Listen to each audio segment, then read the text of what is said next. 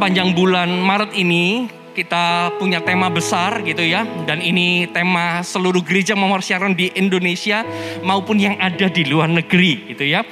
Tema kita adalah memegang perjanjian dengan Tuhan di dalam hati. Ini temanya. Tema besar selama bulan Maret.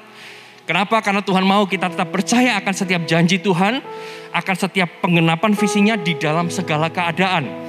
Firman Tuhan di dalam Habakuk pasal yang kedua ayat yang ketiga berkata seperti ini. Mari kita buka sama-sama Habakuk pasal yang kedua ayat yang ketiga. Saya antusias untuk malam hari ini. Habakuk pasal yang kedua ayat yang ketiga. Firman Tuhan katakan seperti ini. Sebab penglihatan itu masih menanti saatnya. Tetapi ia bersegera menuju kesudahannya dengan tidak menipu. Dan apabila berlambat-lambat, nantikanlah itu. Sebab itu sungguh-sungguh akan datang dan tidak akan bertangguh. Katakan amin. Bapak Ibu Saudara, firman Tuhan di dalam Habakuk ini adalah sebuah pegangan di dalam hidup kita. Sebuah pegangan yang patut kita percayai bahwa apa yang Tuhan sudah janjikan, setiap visi Tuhan pasti akan digenapi. Halo, katakan amin. Visi Tuhan itu pasti akan digenapi walau di firman Tuhan dikatakan gini.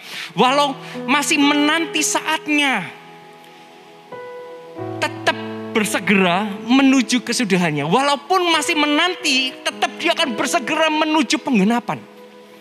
Firman Tuhan itu iya dan amin. Janji Tuhan itu iya dan amin. Dan bukan hanya bersegera menuju kesudahannya, dikatakan juga dengan tidak menipu.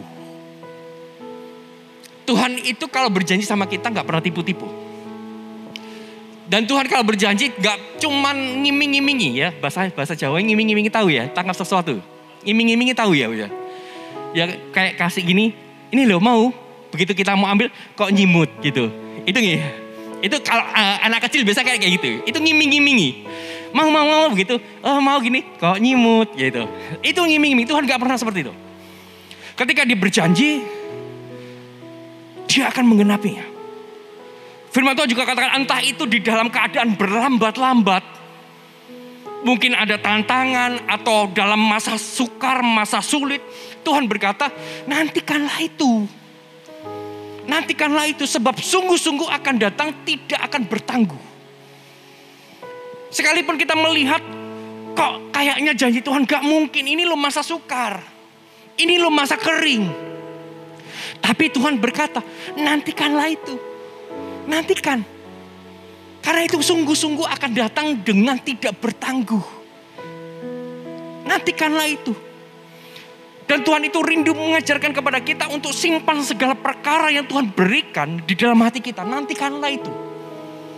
Apapun keadaannya, nantikanlah. Di dalam hati kita gak boleh berubah. Sabtu kemarin saya sampaikan tentang komitmen, hati kita gak boleh berubah. Kalau kita mau menjadi orang-orang yang berkomitmen, hati kita nggak boleh berubah. Sekali hati kita berubah, tidak perlu tunggu masalah datang. Kita akan berubah setia. Ketika apa? Ketika hati kita berubah. Ketika lihat kanan kiri, lihat kanan Anda, kiri Anda, mungkin suami Anda, istri Anda. Ketika Anda lihat gini ya, kalau hati Anda berubah, lihat gini, aduh, bosan aku gitu pasti. Kenapa? Hatinya berubah. Tapi ketika hatinya gak berubah, ketika lihat istri, ketika lihat suami, walaupun orangnya itu mungkin bencana sekalipun gitu ya, sekalipun tantangan ada di dalam pernikahan rumah tangga, aku tetap mengasihi dia. Hati gak berubah. Itu komitmen. Minggu lalu saya sampaikan. Dan Tuhan juga mau, ketika Ia sudah berjanji dalam hidup kita harus pegang di dalam hati. Pegang erat-erat. Kita harus ingat ketika keadaan kering, ingat firman Tuhan di Habakuk ini. Dan kita mau sama-sama belajar malam hari ini dari Elia. Dari nabi besar, seorang bernama Elia. Bagaimana ia percaya kepada Tuhan dalam masa-masa kering. Dan Tuhan memelihara hidupnya sampai apa yang dijanjikan Tuhan itu digenapi. Mungkin ada pertanyaan, Pak, itu kan nabi besar. Itu kan Elia. Kan gak relevan sama kita. Kita ini kan orang biasa. Dia nabi besar. Ya patutlah dia bisa. Saya kasih firman Tuhan. Yakobus 5 ayat ke-17. Yakobus 5 ayat 17 dan 18. Yakobus 5 ayat ke-17 dan 18. Ini luar biasa. Dikatakan seperti ini, Elia adalah manusia biasa sama seperti siapa? Kita. Dan ia telah bersungguh-sungguh berdoa supaya hujan jangan turun, dan hujan pun tidak turun di bumi selama 3 tahun dan 6 bulan. Lalu ia berdoa pula dan langit menurunkan hujan dan bumi pun mengeluarkan buahnya.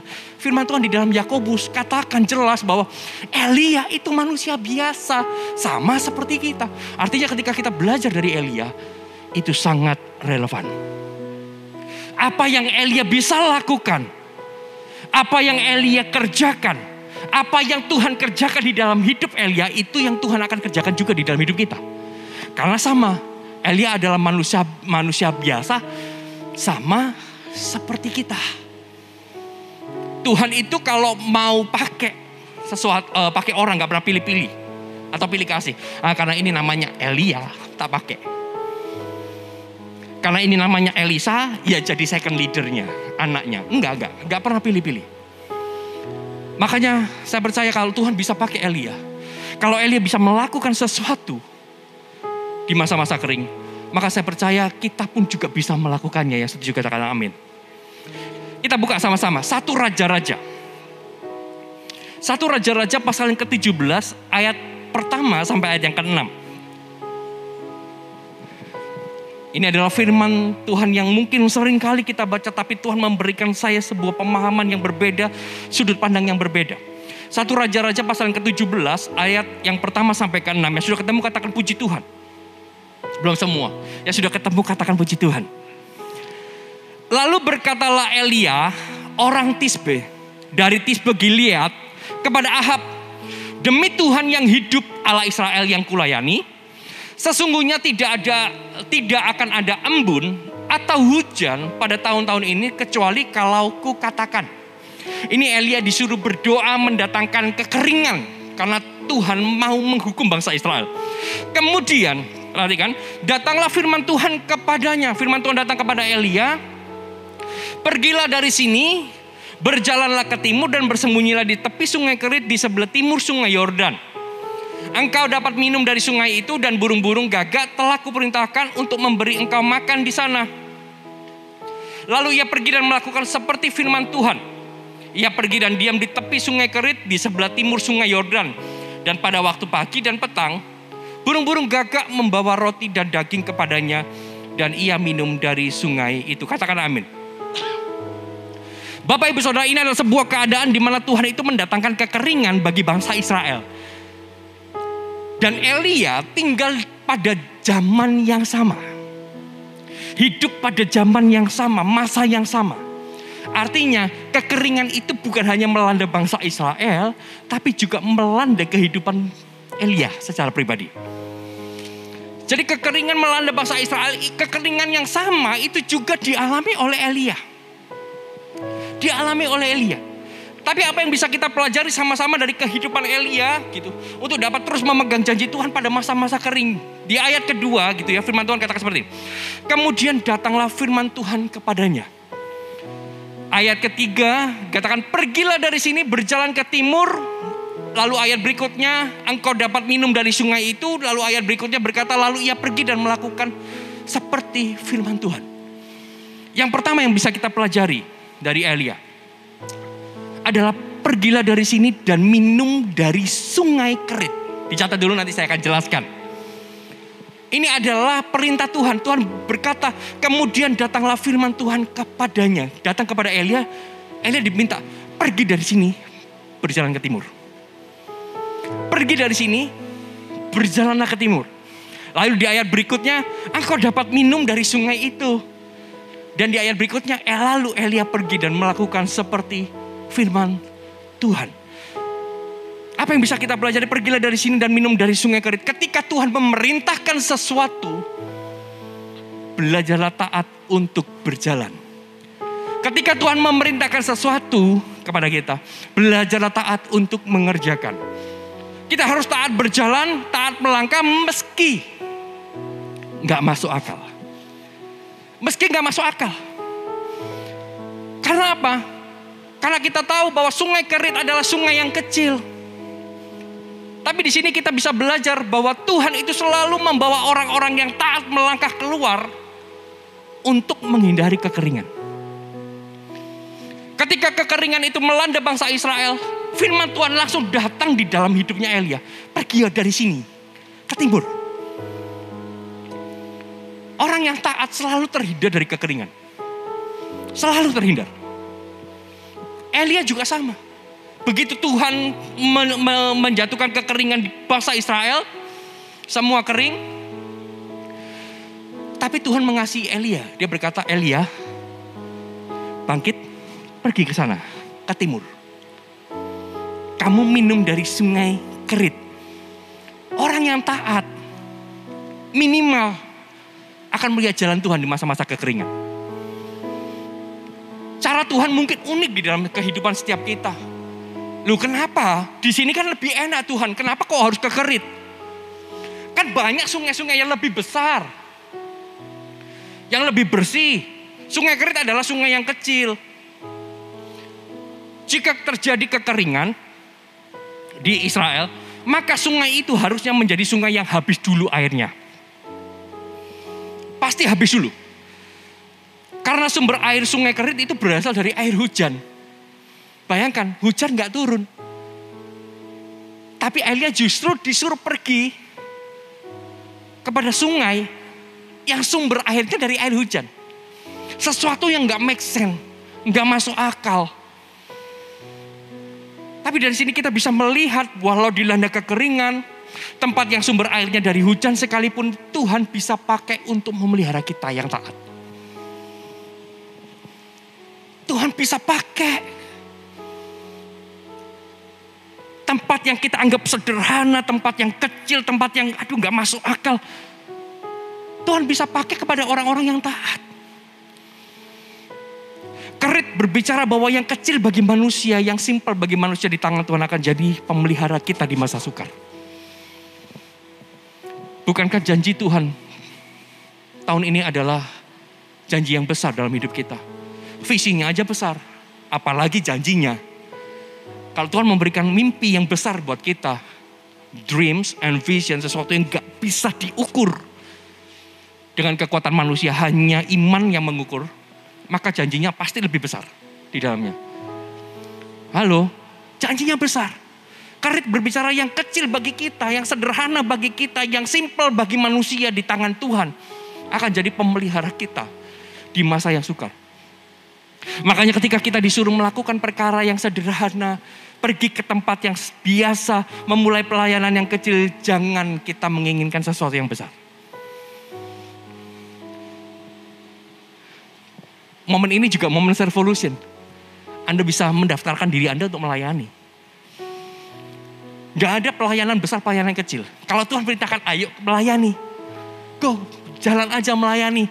Pak, ini masih masa sukar. Aku mau fokus kepada pekerjaan, aku mau fokus kepada bisnis, aku mau fokus kepada kepada pernikahan, kepada keluarga.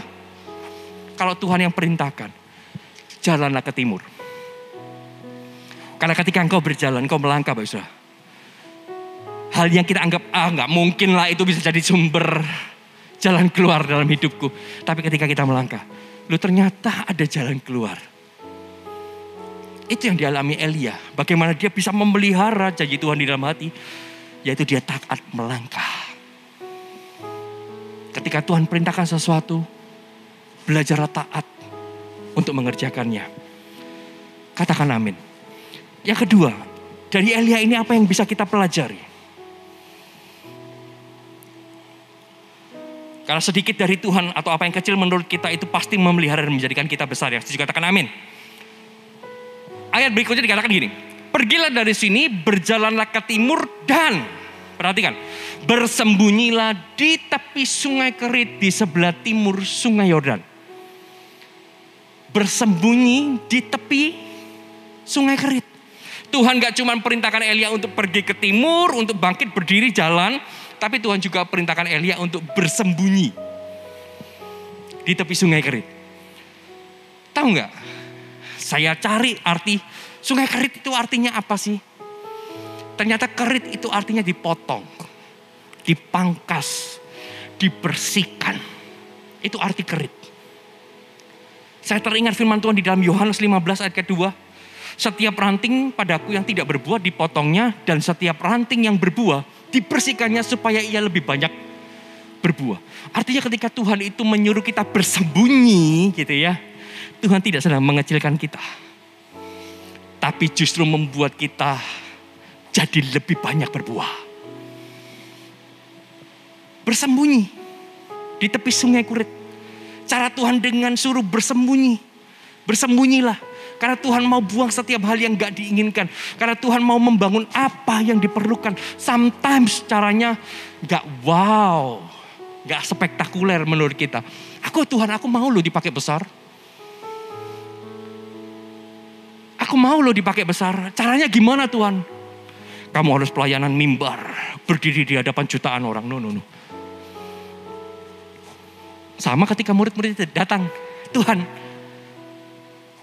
siapa yang terbesar? Yang terbesar adalah engkau yang melayani jadi hamba. Lu berbalik. Cara Tuhan berbeda. Engkau mau jadi yang terbesar. Engkau harus yang lebih dahulu melayani. Cara Tuhan enggak wow, enggak spektakuler. Sometimes caranya, Tuhan gimana ya? Bersembunyi aja. Kita enggak tampil keluar. Mungkin pelayanan kita adalah pelayanan yang enggak terlihat sama orang. Pelayanan yang enggak terlihat sama orang.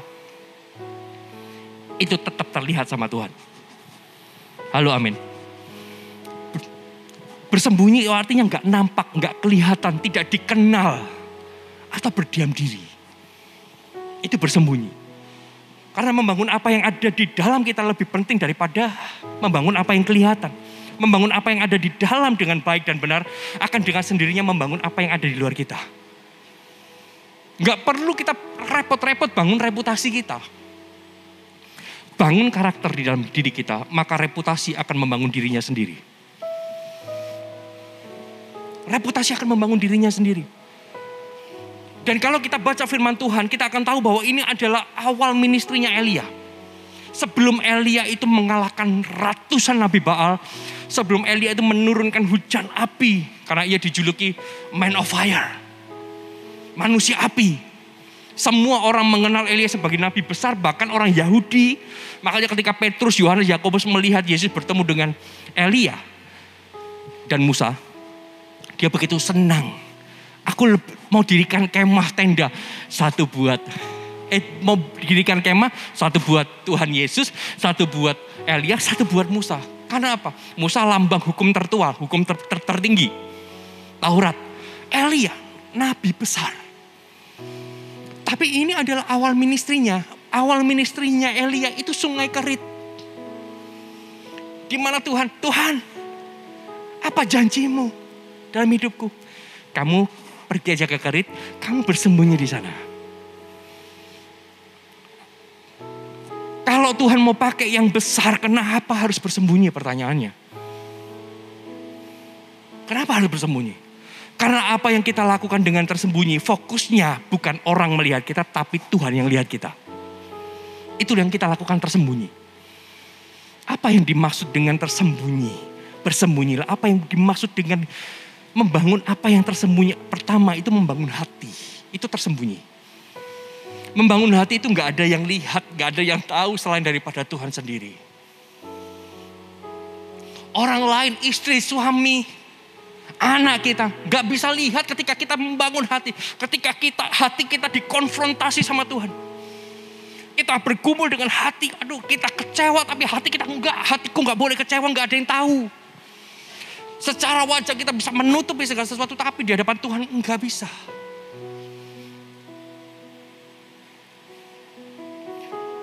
Janji Tuhan kepada Elia, aku mau pakai hidupmu besar, kau akan jadi nabi besar. Tapi kenapa bersembunyi Tuhan? Ketika dia di sungai Kerit, bersembunyi, bergejolaklah hatinya. Elia ini, katanya mau pakai besar, tapi kok lakukan hal yang simpel-simpel. Katanya mau dipercaya, tapi kok masih seperti ini. Terus bergejolak. Tapi justru ketika kita membangun hati kita tetap benar,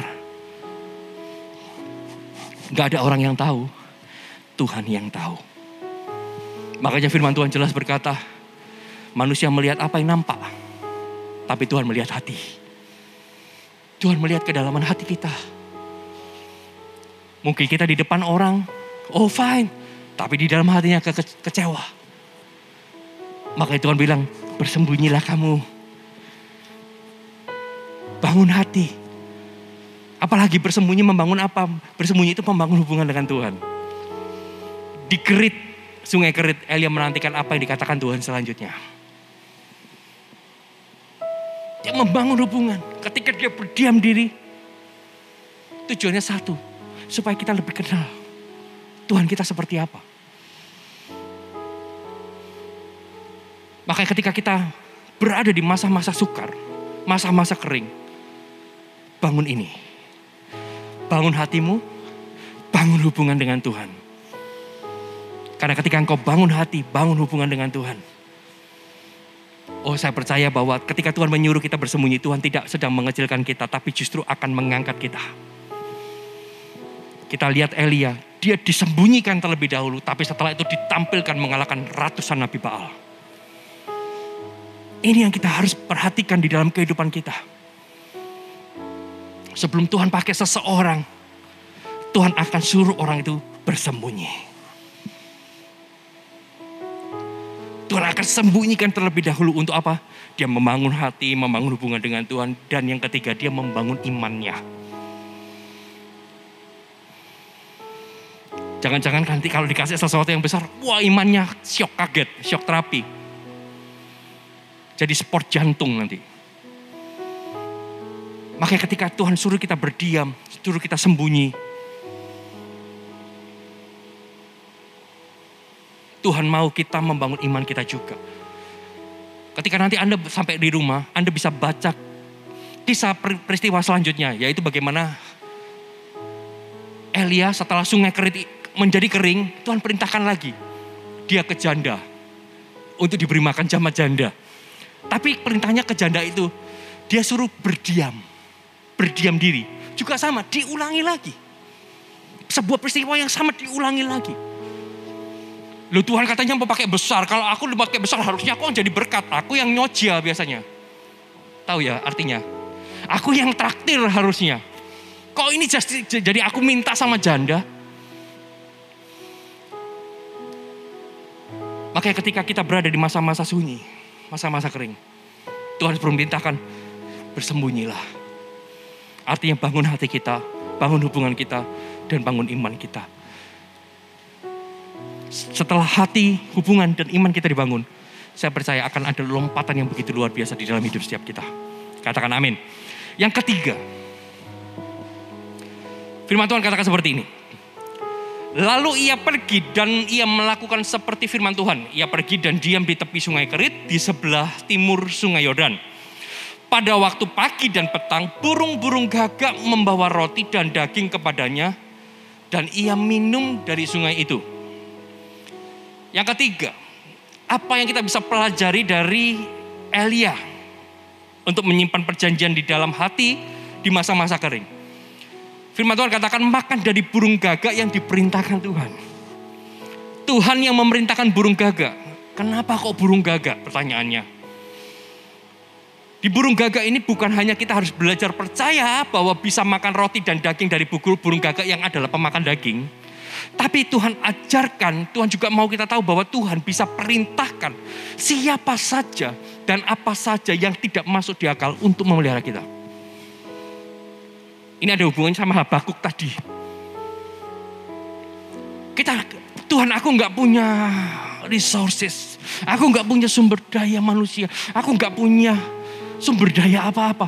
Gimana ini bisa terjadi? Janji Allah bisa dikenapi. Tuhan bisa perintahkan siapa saja. Termasuk burung gagak. Untuk menggenapi rencananya di dalam hidupmu. Jalan Tuhan, cara Tuhan bisa lewat apa aja dan bisa pakai apa aja. Bagian kita just trust. Hanya percaya saja sama Tuhan. Ketika ngalami sesuatu ini mustahil, tiba-tiba orang yang kita kira mustahil itu jadi penolong dan pembuka pintu kita. Ini burung gagak. Dan bukan cuma satu burung gagak yang diperintahkan Tuhan.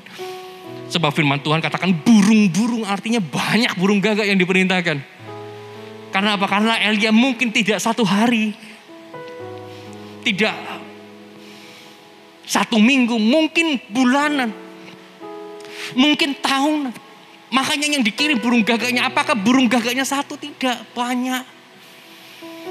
Banyak cara, banyak jalan yang Tuhan bisa buka di dalam kehidupan kita. Lewat sesuatu yang mustahil, lewat sesuatu yang kita anggap itu gak mungkin.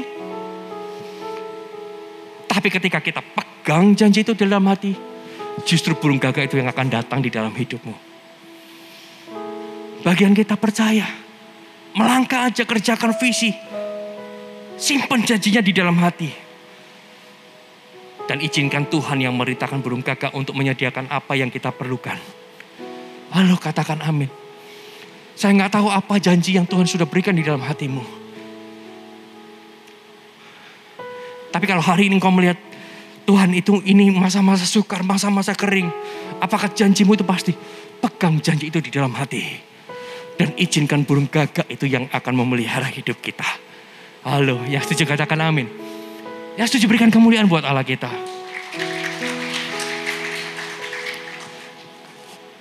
Kau tunjukkan kasih setiamu. Kau menyediakan yang ku perlu. Kau setia, kau mulia. Dulu, sekarang, dan selamanya. Kau tunjukkan kasih setiamu. Kau menyediakan yang ku perlu. Kau setia, kau mulia. Bapa, kau setia. Apa janji Tuhan di dalam hidupmu hari ini?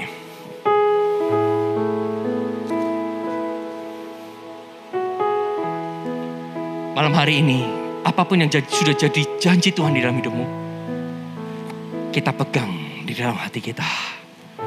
Sama seperti Elia, kita melihat kekeringan sekalipun, kalau Tuhan sudah berjanji, dia akan genapi. Makanya ketika Tuhan berfirman, apapun firman-Nya, apapun yang Tuhan suruh, walaupun kita rasa, itu kan hal yang sepele, mana bisa menjawab kebutuhanku. Do it.